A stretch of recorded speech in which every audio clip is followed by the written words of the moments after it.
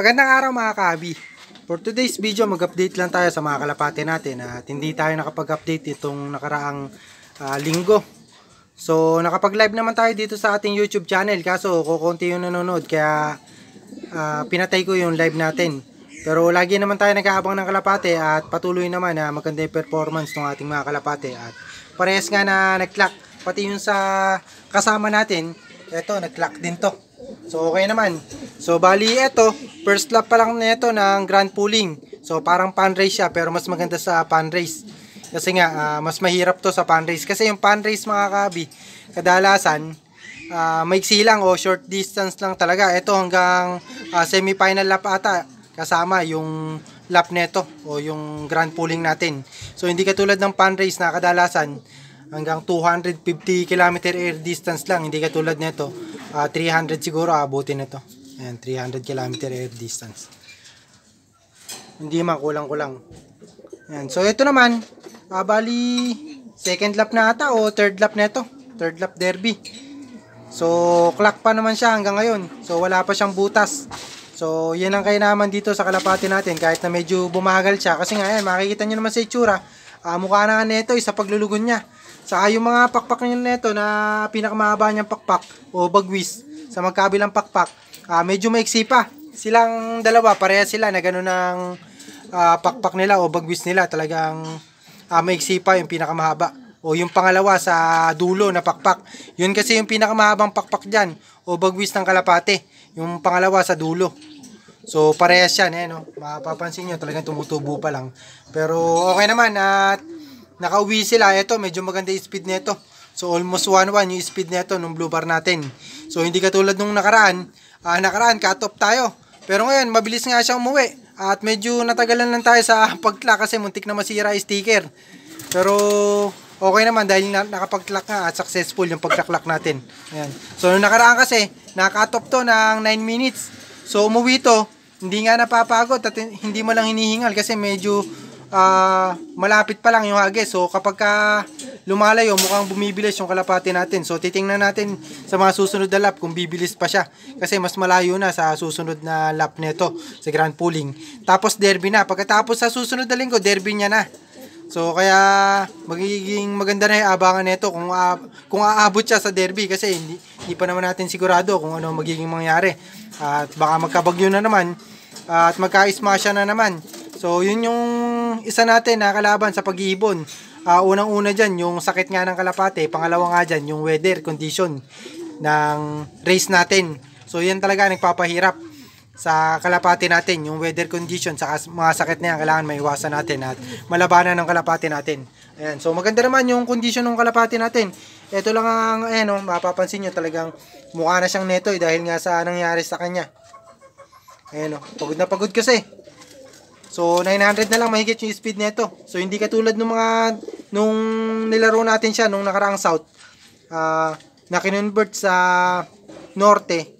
Bali ang speed niya nung puro 1K. So ngayon medyo mababa na nga yung speed niya, 900 na lang tsaka 800. 800 yung nakaraang hagis niya pero yung mga puro 900 na. Ayan. So pero kaya naman dito mga kabi sa panglaban natin na to kahit na naglulugon nga pilit niyang inuuwi sa oras yung katawan niya o yung sarili niya, umuwi siya sa oras. So clock pa rin siya sa lahat ng sinalihan natin. Pre-pooling o pan race, grand pooling, saka sa derby. So tatlo yung in-entryhan natin sa kanya, bali 4 na. So live siya sa lahat na yun. So hopefully makauwi siya hanggang dulo. Ayan. Gandang kalapate. Sana. Kaso naglulugon kaya mukhang netoy. So update naman tayo sa mga young bird natin. So update ko muna kayo dito sa ating young bird na to. So itong young bird na to kasama nga ng breeder. Bigyan lang sa atin to ng tropa. Si Sir Sadjan o si Sir MJ. Yan, so shoutout sa kanya, tropa natin yan.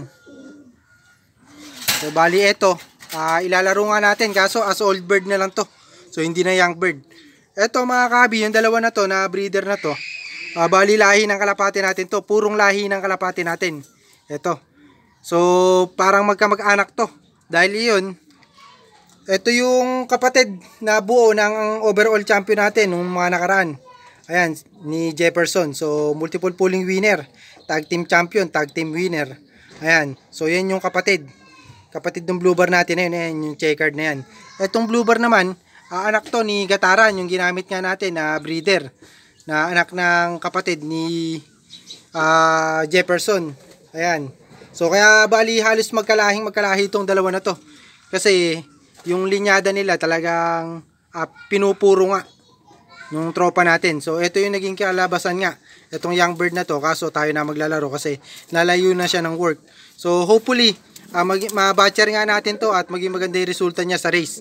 So, sana hindi siya magkasakit at mamatay. At saka mabatcher natin. Kasi yung ibang kalapate, mga kabi, hindi nga nababatcher, nawawala. So, sayang din yung panahon ng pag-aalaga natin. Pero dito kasi sa linyada nito, mga kabi, linyada nito, napakadalang ako na mawalan. So, sa pagkakatanda ko, wala pa akong nawawala na young bird. Lahat na batcher ko sa lahi nito. So, napakaganda ng homing instinct nito. So, kung talagang short distance lang, talagang namumugo to sa mga pooling. Ito yung lahi na to. Talagang mabibilis yung lahi na to. Laging pumaparte sa pooling. Ayan. So, update naman tayo sa ibang young bird natin. So, ito naman yung mga young bird natin na sinasanay nga natin. So, bali dalawa na lang hindi sanay dito. Itong white feather natin na to. Saka yung kakambal niya, ayan. So, nagkaroon nga ng bulutong. So, halos na magkamukha sila. Kambal nga, tawag ko rito. Ayan o, dahil halos pareha sila ng mga markings. So, medyo mas marami lang ng konti yung puti na ito. Pero siya, meron din ganun. Ayan o, makikita nyo naman. Halos kambal lang nga to. Yung dalawa na yan. So, checkmate nga. Checkmate. So, nestmate silang dalawa. Kaya talaga magkamukha. Tapos, yung blue bar na ito, ayan, yung blue bar na white feather na yan, yung parehas na ito. Magkapatid yan. So, kapatid nila yan. Ayan. So, magkakapatid sila. So, kalahi rin to ng Falcon line natin, yung mga speedbird natin.